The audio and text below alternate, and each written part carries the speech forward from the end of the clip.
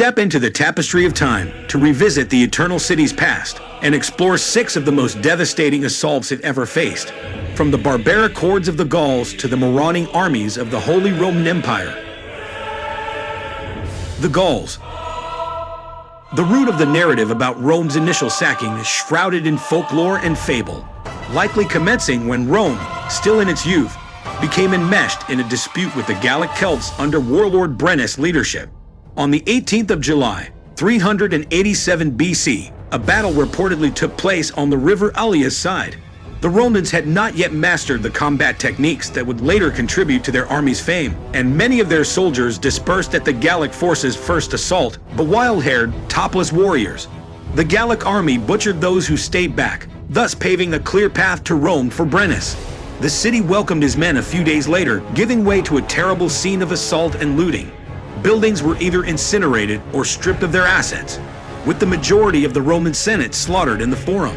While disorder spread across the city, the remaining Romans took cover on Capitoline Hill.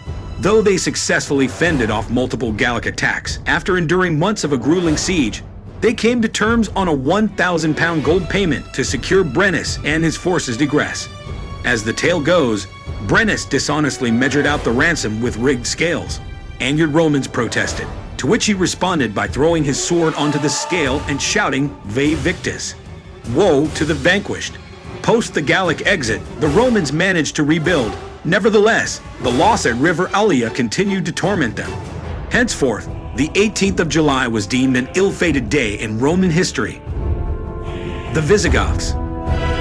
Despite recovering and thriving for an impressive 800 years post the Gallic disaster, Rome's downfall began with its second desolation in 410 AD, though the Visigoths' destruction was relatively restrained, leaving many of Rome's most iconic landmarks and structures unscathed. The fall of the Eternal City nevertheless reverberated across the Mediterranean. The Goths, being Christians, permitted citizens to seek sanctuary within the basilicas of St. Paul and St. Peter. Yet the shock of Rome's fall was deeply unsettling, as exemplified by St. Jerome's quote, "My voice sticks in my throat, and as I dictate, sobs choke me." The city which had taken the whole world was itself taken. The Vandals. The term vandalism, now employed to depict indiscriminate annihilation of public assets, takes its root from the Vandals, a Germanic ethnic group recognized for their infamous sacking of Rome. The invasion was spurred by the murder of Roman Emperor Valentinian, who had formerly consented to betroth his daughter, Eudocia, to the son of the Vandal king Genseric. This agreement was part of a truce, however. Upon the emperor's death, King Genseric deemed the agreement void and initiated an invasion of Italy before advancing onto Rome in 455 AD. Faced with the inability to resist the incursion, Rome dispatched Pope Leo for negotiation. The Pope was successful in convincing Genseric not to set the city ablaze or slaughter its inhabitants, and in return, the Vandals were permitted unfettered passage into Rome.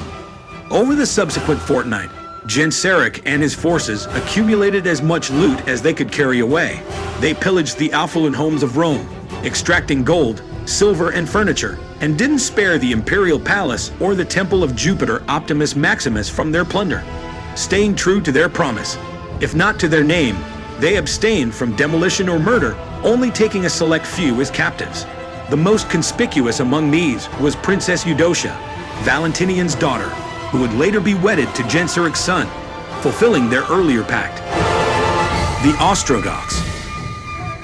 Following the removal of the final Western emperor in 476 AD, Rome fell under the governance of a range of Germanic and Ostrogoth kings. The Eastern Emperor Justinian captured the area back in the 6th century, yet the Ostrogoth opposition resurged under the leadership of Totila, a charismatic figure who rallied the Goths and besieged Rome. Historian Procopius records that Totila and his forces penetrated the city in 546 by climbing up the walls under the veil of night and unbarring the Asinarian gate. Panic struck Rome's minor army, leading to their hasty evacuation, leaving the city exposed and ripe for looting. Throughout the ensuing weeks, the Ostrogoths indulged in a lucrative spree of sacking Rome. Nonetheless, Totila, despite an earlier pledge to transform Rome into a pasture for sheep, refrained from its demolition. when he vacated the city in early 547. Even though most of its architectural edifices survived, Rome, once a splendid city, was reduced to an uninhabited wasteland. In the empire's heyday, it was home to over 1 million residents, but by the time the Ostrogoths finally departed, it housed merely a few hundred. The Normans. Just a handful of years following William the Conqueror's invasion of England in 1066, another Norman military leader, Robert Guiscard, executed a cruel raid on Rome. The moniker Guiscard, which translates to cunning or wily, marched onto Rome in 1084 in response to an assistance request from his ally, Pope Gregory, who was entrapped by the Holy Roman Emperor Henry. Guiscard successfully took control of the city and liberated the Pope. However, his troops were perceived as adversaries by the citizens of Rome, a large number of whom had given their allegiance to Henry. Amid an uprising against him, Guiscard put down the insurrection and gave his men the freedom to engage in looting and acute acts of violence. Fires ignited throughout the city, leading to widespread slaughter of its citizenry, and many being sold into servitude. There are varying accounts about the real extent of damage inflicted during the three-day frenzy. Yet some later historians held Guiscard and his Norman forces responsible for the destruction of many invaluable ancient Roman monuments. The Holy Roman Empire. They wept a lot. All of us are rich. This statement from a participant encapsulates the incident of May 1527, when a rebellious army, serving under the Holy Roman Emperor, wreaked havoc on Rome. The imperial forces had just finished a confrontational campaign against the League of Cognac, but they hadn't received their wages for several months. To maintain their momentum, their leader, the Duke of Bourbon, enticed them with the potential spoil of Rome.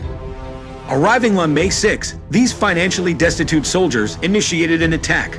Amid the combat, the Duke perished, yet his followers permeated the city's defenses and flooded into Rome.